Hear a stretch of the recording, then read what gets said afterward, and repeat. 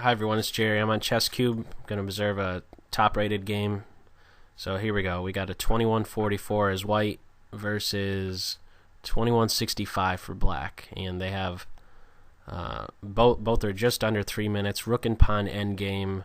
I'm seeing black as the side being better, just because of this outside passed pawn. This is still there's still tactical possibilities for as long as both pairs of rooks remain on the board. Black is looking maybe to place its rook on b3. I believe objectively it's probably going to turn out to be a draw, and we'll just go ahead and I'll observe another game. Actually, after rook takes, you could play rook to b4. I think that's the best bet. Blocking in this position, not good. Block would be met with rook takes, and then this pawn is going to be moving very fast. The white rook will then have to still get in front of it to stop it. So this is a tricky spot here for black, I believe. Well, now we have 3 pawns that are split. So this is the better group of pawns. This is a passed pawn on d. I'm not so sure that there's really too much progress that could be made. And what else do we have going on? This pawn will fall. This one, I think that would just favor white. Any exchange of pawns is just gonna draw itself more and more towards being a drawn game. So even if one side loses a pawn at this point, as long as they know their basic rook and pawn endgames, this should be an easy draw. So let's see what we have here.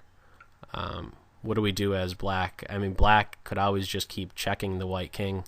There's enough checking distance between the black rook and the white king, and there's really not a whole lot that the white king can do. What's the only safe square? G4, and I believe we're just going to be seeing a repetition. So game drawn. Let's see, hopefully one other game. We do have a request being put out. Is it going to be accepted? Here we go, one more game. And right now we have some spectators, 7 spectators at this point. So Scandinavian defense, or a center counter defense, e4 d5. After this capture and knight f6, maybe there's maybe white will be able to hang on to this pawn. How would that go about? Knight to c3, b5, bishop back. Now this bishop is going to be planted on b7. This knight could pivot on b6, and when it does that, both the queen and knight would then be hitting it for what's then a 4th time. So we have 4 pieces aimed at d5. It seems like this pawn is just going to fall, and some more natural developing moves like e6 and bishop to d6, I would think, aiming down at the white king side, which is probably going to be a bit vulnerable, I would think. I think the bishop will do well to be on d6 because since white chose to develop the knight to e2, this isn't the best defensive square for a white castled position. It's best placed on f3. So bishop d6 seems like it would be a good move, but it's white's move in this position. d4 to just free up the bishop, right? If you could establish a pawn in the center, why not go there? You know, if you have the choice of going d3 or d4, why not go d4? I don't see d4 as being some sort of a liability at this point. So black is very well coordinated. If there's any deficiency, it lies in the form of this c pawn with regard to the pawn structure.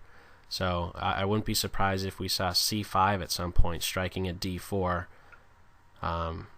So actually, okay, so this bishop ended up having to take 2 steps before it got on d6. I believe this is the better square to be on. How do we recapture at this point? I believe you do it with the piece. And this is still a move I would be wanting to get in on the black side. This would come with tempo as well. c5 would threaten c4 with a fork. And this is a very, very committal move. G3. G3 immediately weakens the light squares, and we saw the black queen just slip right in there. And all of a sudden, well, we have a mate threat on h7 here. I believe you stop that with just g6 or f5. Okay, f5, and now the threat of just knight to f4 was threatened to allow the bishop to control g2. Knight f4, if takes, The queen could maybe come here. However, if the knight took, it would be guarding g2. I just don't like the idea of this g3. This seems to be way, way, way too weakening. So, actually, I mean, both of these bishops are just screaming down at the white side. So, maybe, you know, it seems like actually black could maybe throw this g pawn into the mix. Maybe to just make this pawn flinch on f3. Or rook to d8, place it opposite the white queen. Okay, this is, wow, what an interesting shot. What's going on here? After pawn takes knight, what do we have going on? Is this, I'm not so sure this is, oh, that's an easy enough continuation. Just recapture with the bishop and this one's going to fall. I was thinking for some reason just automatically taking with the pawn to allow the rook more activity, but you just recapture with the bishop. And now this bishop is going to be won back. So the end result of all of this is what? I think actually the white queen will be able to recapture the pawn back. What else is there from this position as white? Queen e3 is best, is it not? So bishop takes and now queen takes pawn. The material has been regained. So I don't know that black could calculate all of this through. But we are going to have some tempo gaining move with rook on a to e8, and right now knight g6 is the threat. So this is a weak point. G6, g2 is a weak point, but is this really going to be a problem to watch over on the white side at this point?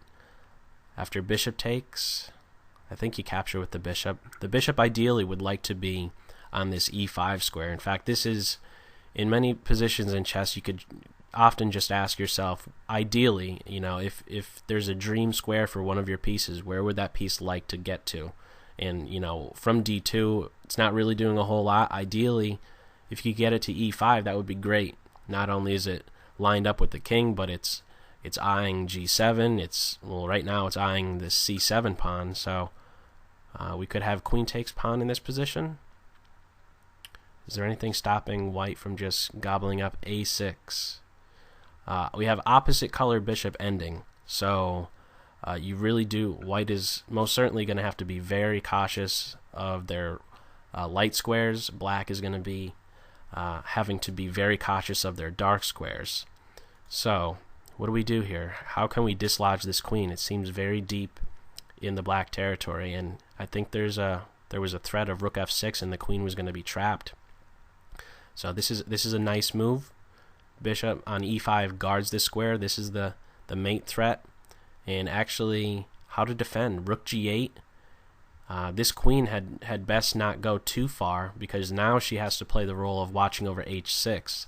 Because not only is queen takes pawn the threat, but this pawn is pinned. So queen takes h6 would always be a possibility. And now we have a little bit of a passed pawn here, which is going to be kind of tough to stop. In fact, actually, how do you even, if there's no mate threat anymore on these light squares, how do you get the black queen doing something more from h3? I don't believe you can. Queen check, followed by pawn push. That seems to do the trick. Queen e8, king h7, e7, and the rook is going to have to play to e6. And then what? The queen is going to have to come back. The black queen and rook are going to have to play the role of stopping this passed pawn.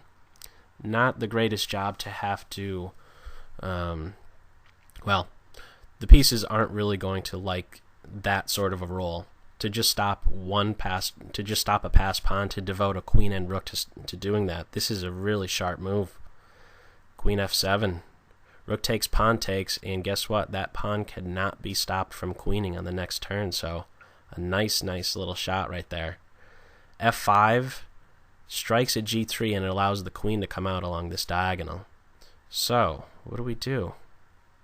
This is a very, well, now actually, rook takes queen is threatened, because after rook takes queen, pawn takes queen, the queen is able to come back either to c8 or f5. Probably f5, just right behind the passed pawn. So now what does white do? Maybe just give a check first, get out of this little threat. After pawn takes, is this going to spell trouble? Actually, what's the threat here? We have rook check in the air, king h7, queen g8 check, king sneaking around to g6 maybe. This king might get flushed out, depending on what black does here. Is black going to go for pawn takes? Here we go. We might see a rook check, queen g8, king g6, and now rook takes. Ooh. How do we meet the threat, though?